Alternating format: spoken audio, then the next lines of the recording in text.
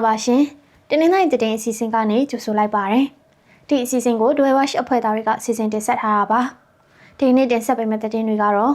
့ဒွေရှေတောကိုဆီယနာရှင်တက်ကလင်းရင်နဲ့ပုံကျဲလို့ရဟန်းတစ်ပါးတန်ရာရတဲ့အခြေအနေဆီယနာရှင်တက်စစ်ကြောင်းထိုးတဲ့အတွက်တင်းနှင်းတိုင်းမြို့နယ်တမုတ်ချုံရွာအနီးဝန်းကျင်မှာတိုက်ပွဲဖြစ်တဲ့တဲ့ဆီယနာရှင်တက်က9ရက်အတွင်းပလောမြို့နယ်မှာရှိတဲ့နေ240ဝန်းကျင်ကိုမိရှုဖျက်ဆီးတဲ့အကြောင်းတဝက်အထူးစီးပွားရေးဆောင်ဒေသမှာဆီယနာရှင်တက်ကကျေးရွာ2ရွာကိုစစ်တိုက်မိရှုတဲ့တဲ့ရေးမှာဆီယနာရှင်တက်ကိုတော်လိုင်းအဖွဲ့တိုက်ခိုက်တဲ့အခြေအနေစတဲ့တဲ့တွေကိုနားဆင်ရမှာဖြစ်ပါတယ်ရှင်ပထမဆုံးအနေနဲ့တဝက်အရှိတော်ကိုဆီယနာရှင်တက်ကလင်းရင်နဲ့ပုံကျဲလို့ရဟန်းတစ်ပါးဒဏ်ရာရတဲ့အခြေအနေကိုတော့ဒွေဝက်အဖွဲ့သားတို့ကပြောပြပေးသွားမှာပါရှင်နှစ်ဖက်ထိတွေ့မှုဖြစ်နေတဲ့ဒွေရှိတော်ကိုဆီယနာရှင်တက်ကလင်းနဲ့ပုံကျဲတက်ခိုက်ခဲ့တာကြောင့်ရဟန်းတစ်ပါးထိခိုက်ဒဏ်ရာရသွားတယ်လို့သိရပါတယ်ဒီနေ့ဖေဖော်ဝါရီလ4ရက်နေ့မနေ့9နာရီလောက်ကဟိဒါဂျီဝါတောင်ထိပ်ဆန္ဒရှင်တက်စခန်နေရာမှာတက်ဆွဲထားတဲ့ကေမျိုးသားလွတ်မြောက်ရေးတမတော် KNLA လောက်ခံတပ်ဖွဲ့နဲ့ပြည်သူ့ကာကွယ်ရေးတပ်ဖွဲ့ကိုဆန္ဒရှင်တက်စစ်ကြောင်းကဝင်ရောက်ပစ်ခတ်ရာကနှစ်ဖက်တိုက်ပွဲဖြစ်နေတယ်လို့ဒေသခံအချို့နဲ့ဒေသအခြေစိုက်တော်လိုင်းတပ်ဖွဲ့ဝင်အချို့ကပြောပါတယ်နှစ်ဖက်ပြန်လည်ပစ်ခတ်မှုဖြစ်ပြီးမနေ့9နာရီလောက်မှာစကကရှိဌာနချုပ်ကဟောင်ဝီဇာလက်နက်ကြီးနဲ့တိုက်ပွဲဖြစ်နေတဲ့ဟိဂျာကြီးဝါဖွဲ့ကိုငါလိုပစ်ခတ်ခဲ့တယ်လို့ဆိုပါတယ်။မနေ့စနေလောက်မှာတော့ဆန္ဒရှင်တပ်ကကြက်တိုက်လေးနဲ့ဘုံနှလုံးကျချတိုက်ခိုက်ခဲ့တယ်လို့စစ်တလန်းနဲ့ပါလက်ပတ်ပစ်ခတ်ခဲ့တယ်လို့အရှိတော်ဒေတာအခြေဆိုင်တော်လိုင်းတပ်ဖွဲ့ဝင်တအုပ်ကပြောပါတယ်။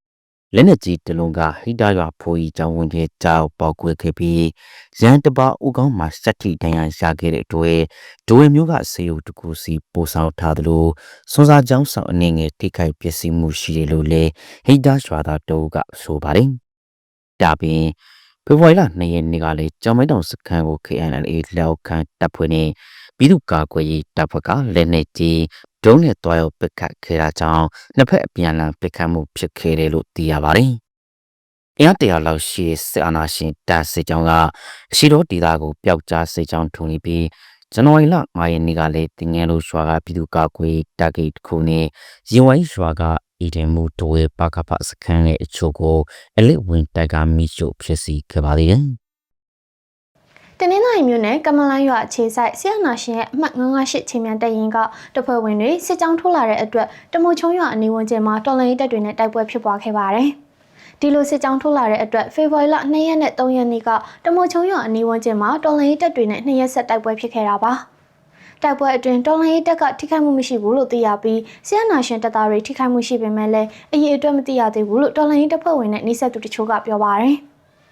တမုတ်ချုံရွာနာမှာတော်လှန်ရေးတပ်တွေနဲ့တိုက်ပွဲဖြစ်ပြီးတဲ့နောက်ဆီယနာရှင်တပ်စစ်ကြောင်းကလက်တန်ရွာမှာရှိတဲ့ခြေတော်ရတောင်စီဥတီစစ်ကြောင်းထိုးသွားတယ်လို့ဆိုပါတယ်။တိုက်ပွဲဖြစ်ပြီးတဲ့နောက်ဆီယနာရှင်တပ်သားတွေလက်နက်ကြီးနဲ့ပစ်နေတာကြောင့်တမုတ်ချုံရွာသားတချို့စိုးရိမ်ပြီးရွာကနေပြောင်းရွှေ့နေကြတယ်လို့ပြောပါတယ်။ဆီယနာရှင်တပ်စစ်ကြောင်းဟာလက်တန်ရွာမှာရှိတဲ့ခြေတော်ရတောင်ကိုစစ်ကြောင်းမထိုးတာ2နှစ်လောက်ရှိပြီဖြစ်ပါတယ်။အခုလိုစစ်ကြောင်းပြန်ထိုးတဲ့အတွက်တိုက်ပွဲပြင်းထန်မှာကိုဒေသခံတွေစိုးရိမ်နေကြရပါတယ်။ဒီနေ့မနက်ပိုင်းမှာတော့ဆီယနာရှင်တပ်သားတွေကမြေမြို့နဲ့တင်းနှင်းနိုင်မြို့သွားတဲ့ပြည်တော်စုလန်းတလျှောက်လမ်းကင်းတွေချထားတယ်လို့တင်းနှင်းနိုင်မြို့ခံတအုပ်ကပြောပါတယ်။နောက်ထပ်သတင်းတစ်ပုဒ်ဖြစ်တဲ့ဆီယနာရှင်တပ်က9ရက်အတွင်းပလောမြို့နယ်မှာရှိတဲ့နေ240ဝန်းကျင်ကိုမိရှုဖျက်ဆီးတဲ့သတင်းကိုတော့ဒွေဝါရှ်အဖွဲ့သားတအုပ်ကပြောပြပေးသွားမှာပါ။ဆီယနာရှင်တပ်ကပလောမြို့နယ်ရှိပလာမြို့နယ်ရှပ်ပေါ်ရွာကနေ240လောက်ကိုမိရှုဖျက်ဆီးခဲ့ပါတယ်။ဇန်နဝါရီလ29ရက်ကနေ31ရက်နေ့ထိ9ရက်တာကာလတွင်မိရှုဖြစ်စီခဲ့တာပါ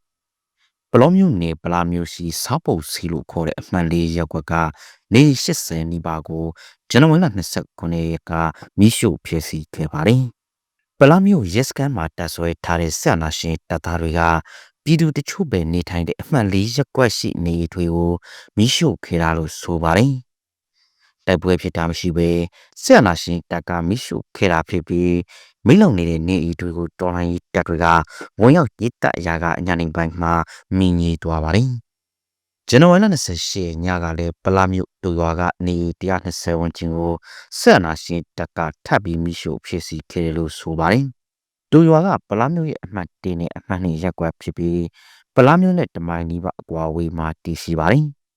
ဆက်နာရှင်တပ်သားတွေကတိုတမတက်ဆွဲထားတာနှစ်နီးပါးကြာနေပြီဖြစ်ပြီးတိုက်ပွဲဖြစ်တာနဲ့ဆက်နာရှင်တပ်ကလက်နက်ကြီးနဲ့ပစ်ခတ်တာတွေကြောင့်2023ခုနှစ်အစောပိုင်းကစပြီးဒေသခံတွေနေအစောခွာသွားကြတာပါဇန်နဝါရီလ31ရက်နေ့ကလည်းဆက်နာရှင်တပ်သားတွေတက်ဆွဲထားတဲ့ဘလောမြစ်ချောင်းတစ်ဖက်ကမ်းရှိရှပ်ပူရွာအရှိဘက်ပိုင်းကနေ40ဝန်းကျင်ကိုထပ်ပြီးမိရှုခဲ့ပြန်ပါတယ်ရှပ်ပူရွာလေးကိုရောက်နေတဲ့ဆက်နာရှင်တပ်စီကြောင်းကရွေးကောက်ပွဲအပြီးမှပြန်လှုပ်ရှားလာပြီးနေတွေကိုမိရှုခဲ့တာလို့မြေခိုင်တိုင်တီရဲ့ပြန်ကြားရေးတောင်ခံကပြောပါတယ်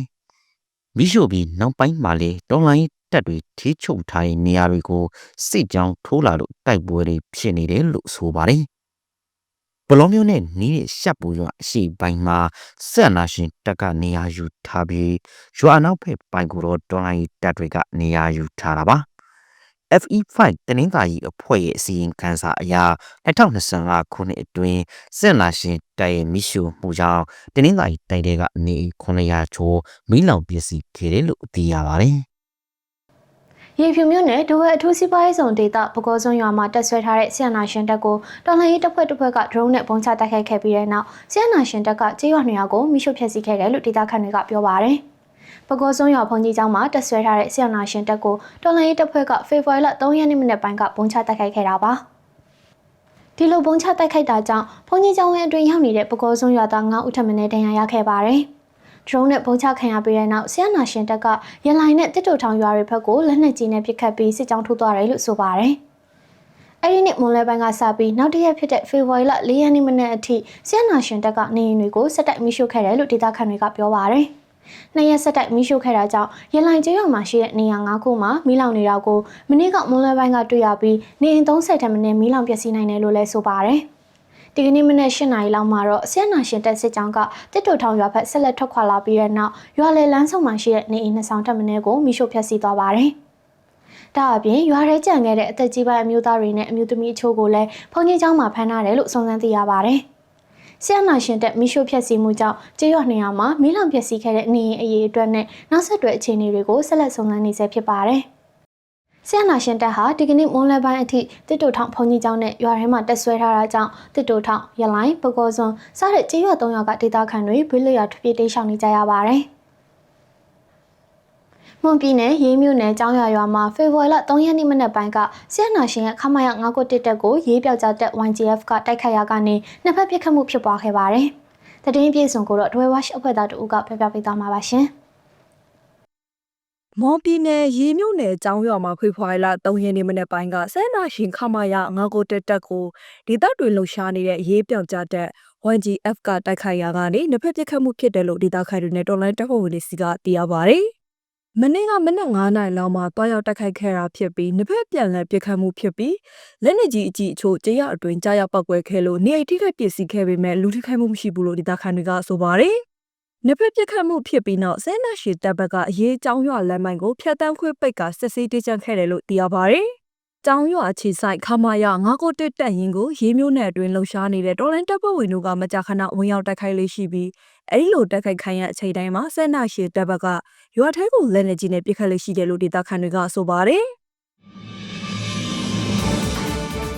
အခုလိုတင်းတိုင်းသတင်းအစီအစဉ်ကိုနားဆင်ပေးခဲ့တဲ့အတွက်အထူးကျေးဇူးတင်ရှိပါရရှင်။မြန်မာနိုင်ငံသားများကပ်ပေးအပန်းကနေအမြန်ဆုံးလွတ်မြောက်ပါစေလို့ဒွဲဝါရှ်ဖွဲ့သားတွေကဆုမွန်ကောင်းတောင်းအပ်ပါရရှင်။